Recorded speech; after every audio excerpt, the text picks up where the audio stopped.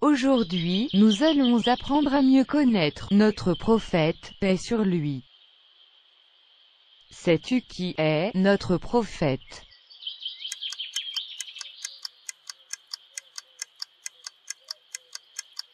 C'est bien, c'est Mohammed, fils de Abdullah, fils de Abdul Muttalib. Sais-tu pourquoi il est important de le connaître?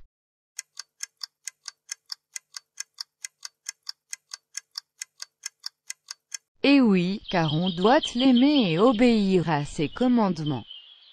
Allez, suis avec moi son histoire. Il est né à la Mecque, son papa Abdullah, était mort avant qu'il naisse. Mohammed, Sur lui la paix. Se retrouva donc orphelin de père.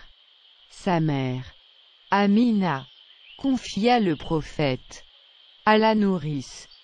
Halima Sadia. Un jour, alors qu'il, paix sur lui, était sorti avec les enfants de Halima Sadia. au pâturage, une chose étrange se passa. Tu sais c'est quoi?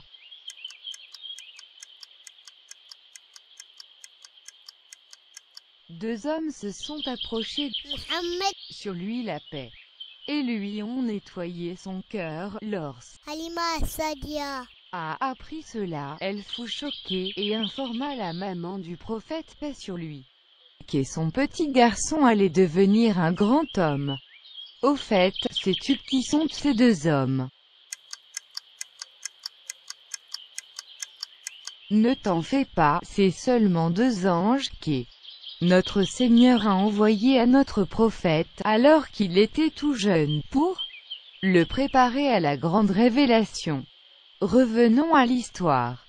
Mais à l'âge de 6 ans, sa maman Amina mourut, le laissant seul, pauvre, sans père ni mère. C'est alors son grand-père. Il a vécu avec son grand-père Abdul Muttalib Pendant 2 ans, et voilà qu'alors le prophète n'avait que 8 ans, son grand-père mourut à son tour.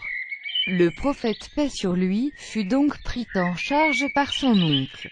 son oncle paternel Abu Talib. Son oncle l'aimait beaucoup, sais-tu pourquoi?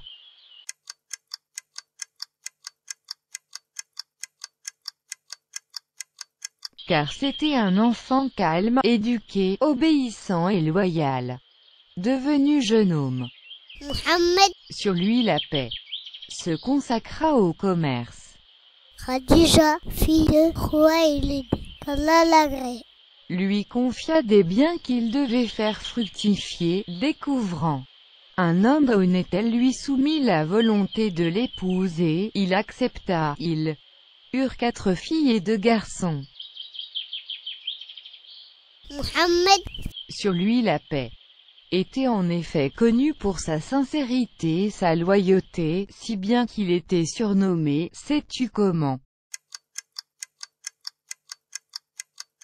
par le véridique et le digne de confiance. Les mécréants adoraient les statues.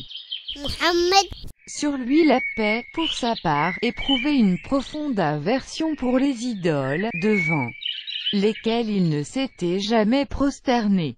En revanche, il avait l'habitude d'aller dans une grotte, où il méditait sur la création de notre Seigneur. Puis à l'âge de 40 ans, alors qu'il était dans la grotte, sais-tu ce qui lui est arrivé?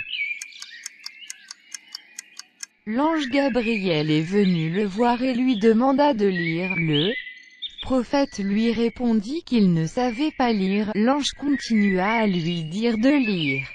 C'est à ce moment-là qu'elle lui enseigna donc les premiers versets du Coran. As-tu aimé? Alors à bientôt pour la suite.